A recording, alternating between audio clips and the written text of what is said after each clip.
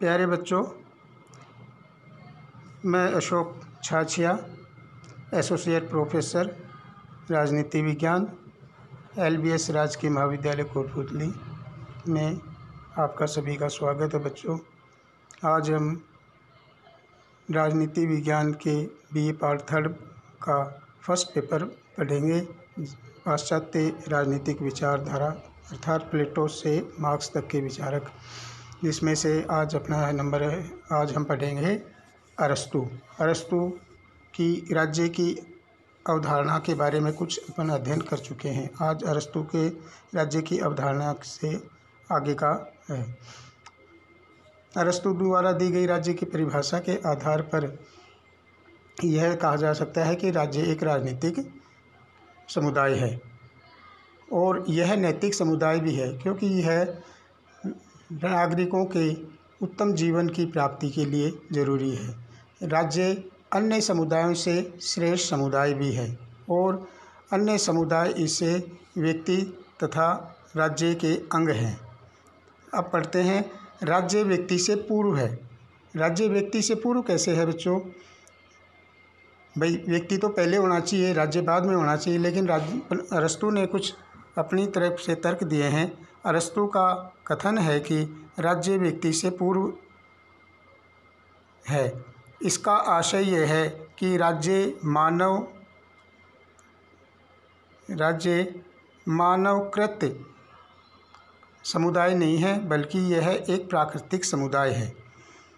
यानी राज्य को मानव द्वारा बनाया गया नहीं है, राज्य अपने आप अस्तित्व में आया है। अर्थात यह एक प्राकृतिक समुदाय, जैसे और समुदाय होते हैं ऐसे ही राज्य को भी उसने प्राकृतिक माना है। व्यक्ति, परिवार तथा गांव सब इसके अंग हैं और राज्य संपूर्ण अंगी है। जिस प्रकार संपूर्ण से उसके एक अंग को अलग कर देने पर वह अंग आत्मनिर्भर नहीं हो सकता, वह उसका अपना पृथक कोई अस्तित्व नहीं होता है, उसी प्रकार राज्य से पृथक रहने पर व्यक्ति का अन्य समुदायों का उसके ऊपर आत्मनिर्भर रहना ही है। तो इस तरह से वह व्यक्ति को राज्य के बाद की मानता है। इसलिए व्यक्ति तथा राज्य का संबंध अंग तथा अंगी का है। राज्य पूर्व है, व्यक्ति उसका अंग। अरस्तु का कहना है कि जो व्यक्ति समाज में नहीं रहना चाहता या नहीं रहता है, अथवा जिसे समाज की कोई आवश्यकता नहीं है, उसको या तो पशु माना है या फिर वह उसको देवता। वह अपने को आत्मनिर्भर तथा पूर्ण समझता है, या तो देवता है या फिर जंगली जानवर। उसे राज्य का अंग नहीं माना जा सकता। समय की दृष्टि से व्यक्ति राज्य से पूर्व आता है, क्योंकि पहले व्यक्ति है आविष्कार या व्यक्ति का आविष्कार हुआ है। उसके बाद परिवारों से ग्राम और ग्रामों से राज्य बनता है। परंतु प्राकृतिक बाय नेचर राज्य सबसे पूर्व है। उसका सेबाइन के अनुसार यह अर्थ है कि राज्य का विकास अधिक पूर्णता से हुआ है, इसलिए वह समाज में अंतर्निहित तत्वों का द्योतक है। राज्य का जीवन इस बात को प्रदर्शित करता है कि मानव प्रकृति में कौन से बातें अंतर्निहित है। इस प्रकार ऐतिहासिक दृष्टि से देखा जाए तो राज्य प्राकृतिक एवं मानव संबंधों के विकास का अंतिम चरण है। विकास का प्रथम चरण परिवार, द्वितीय ग्राम तथा अंतिम राज्य है। परंतु दार्शनिक एवं तार्किक दृष्टि से राज्य व्यक्ति से पूर्व है, क्योंकि तर्क यही मानता है कि संपूर्ण वस्तु पहले अंग से पूर्व होती है। उदाहरण के लिए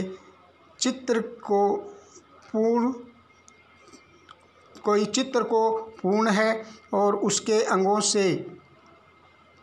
से पूर्व है। या हम यूँ कह सकते हैं, पहले जैसे मान लीजिए एक शरीर है, वह सावयव है, शरीर की तरह ही राज्य है, यानी राज्य पहले पूरा शरीर, मनुष्य का पूरा शरीर बना है, उसके बाद उसके छोटे छोटे छोटे छोटे ये अंग जो बने हैं, कहता है कि इन अंगों का तब तक ही महत्व है जब तक कि राज्य का, यानी जब संपूर्ण मान लीजिए मानव खत्म हो गया, ठीक है, तो मानव खत्म होने के साथ साथ ही संपूर्ण शरीर खत्म होता है, तो उसके अंगों का कोई महत्व नहीं होता है। तो इस प्रकार वह कहता है कि इस शरीर से विभिन्न अंग, इस प्रकार वह कहता है कि उसके पूर्व मतलब राज्य से पूर्व व्यक्ति नहीं है, उसके पूर्व रूप को देखकर ही उसके अंगों का ज्ञान दिया जा सकता है, भान किया जा सकता है।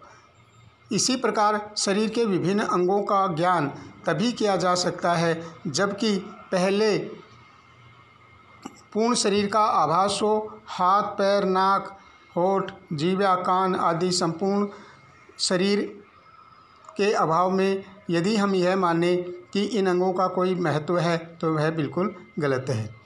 नेक्स्ट है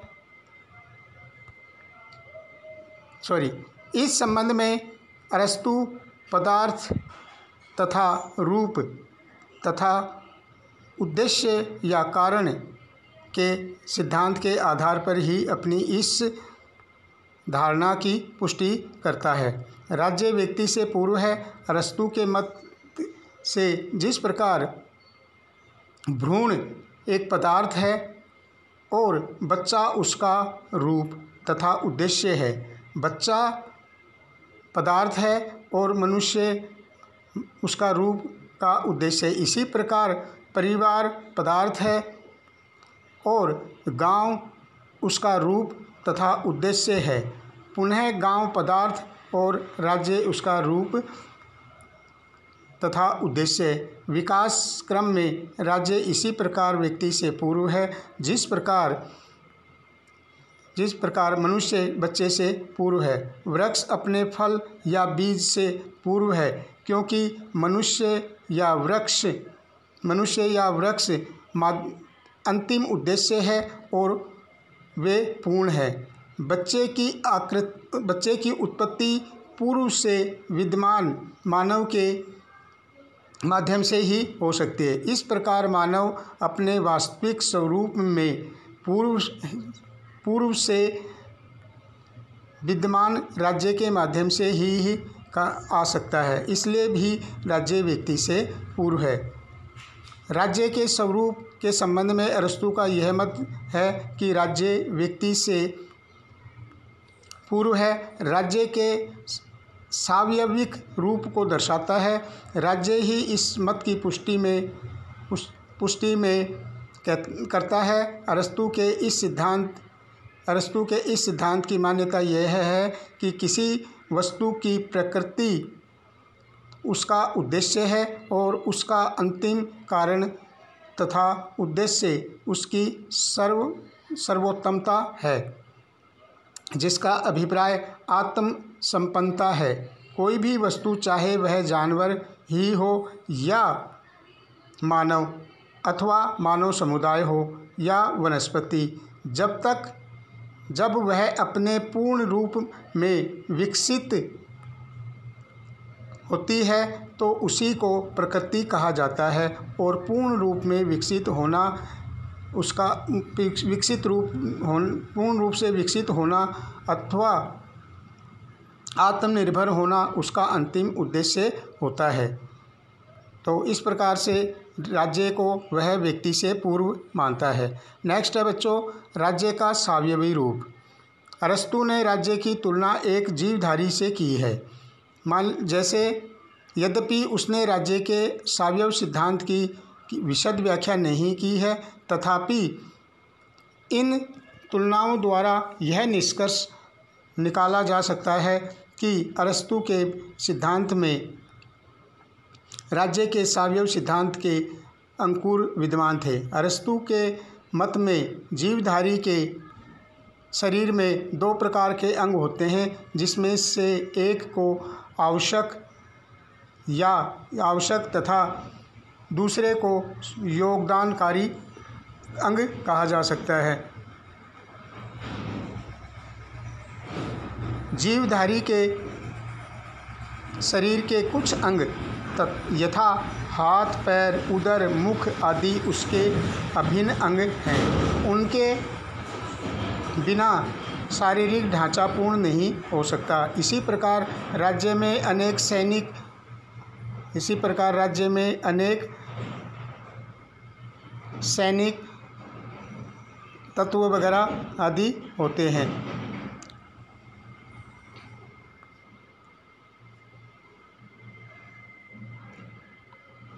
जिसमें एक को आवश्यक तथा दूसरे को योगदानकारी कहा जा सके है।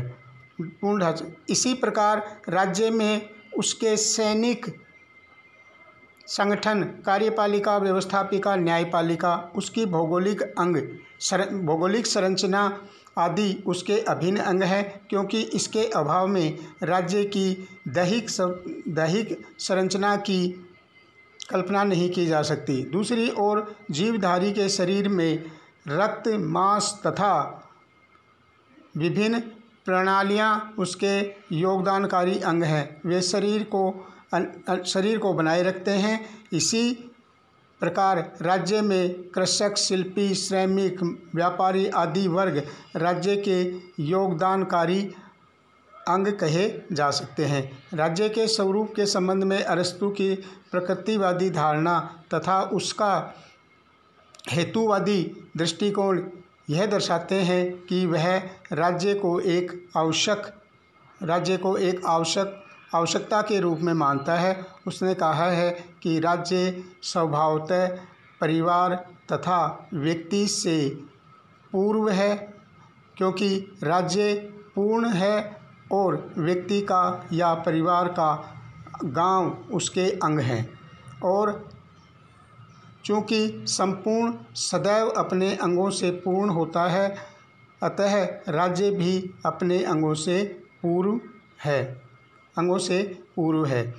यह दृष्टिकोण स्पष्टतः राज्य को एक सावयव के सम्मुख मानने का द्योतक है।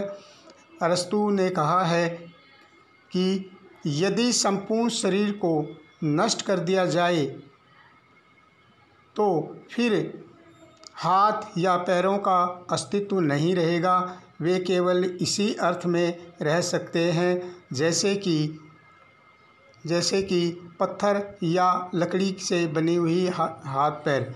किसी भी वस्तु की व्याख्या उसकी कार्य शक्ति के आधार पर की जा सकती है। संपूर्ण जीवन शरीर से पृथक रहकर हाथ, पैर, नाक, कान आदि अंगों को कार्यगत शक्ति समाप्त हो जाती है, अतः वे अपना वास्तविक स्वरूप को खो देते हैं। वे केवल नाम की चीज़ें रह जाते हैं। इसी प्रकार राज्य से पृथक रहने पर व्यक्ति की स्थिति भी ऐसी ही हो जाएगी। बिना व्यक्तियों, परिवारों तथा गांवों के राज्य की कल्पना भी नहीं की जा सकती। अतः राज्य एवं उसके निर्माणकारी तत्वों के मध्य आंगिक सादृश्य है। राज्य में व्यक्तियों की स्थिति ऐसी है जैसी शरीर में उसके विभिन्न अंगों की होती है। राज्य के जीवन की उत्तमता पर ही उसके अंगों की उत्तमता निर्भर करती है। नेक्स्ट है बच्चों, राज्य का उद्देश्य।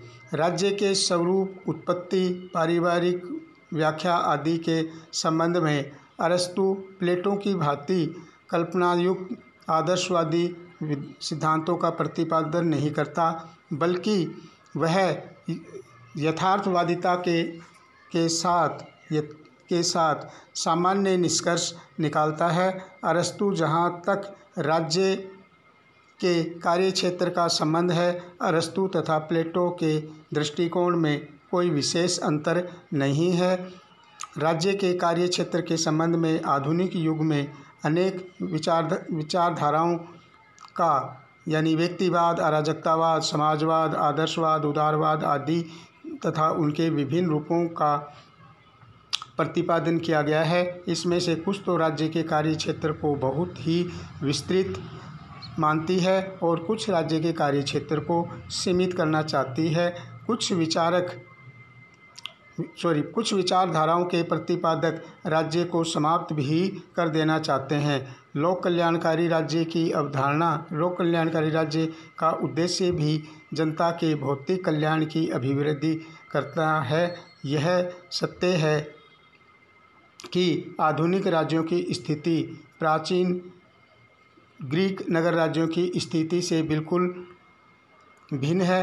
प्लेटो तथा अरस्तु के मस्तिष्क में आधुनिक काल के विशाल एवं वैज्ञानिक आविष्कारों के फलस्वरूप विकसित अर्थव्यवस्था वाले जटिल जीवन के भरे राज्यों की धारणा नहीं हो सकती थी। उसका राज्य ग्रीक नगर राज्यों के सादृश्य कृषि प्रधान अर्थव्यवस्था वाला छोटा सा जनसमूह था, जिसे वे पूर्णतया आत्मनिर्भर बनाना अपना उद्देश्य रखते थे। उनके मत से आत्मनिर्भर राज्य के अंदर ही व्यक्ति को सुखी जीवन प्राप्त हो सकता है। अतः राज्य के लिए आत्मनिर्भरता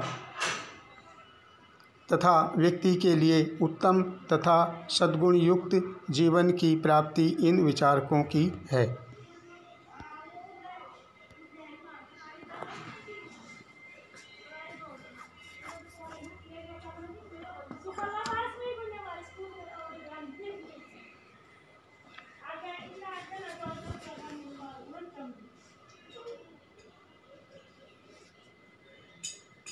ले पंखा चल रही है, एक वीडियो डाउनलोड करें।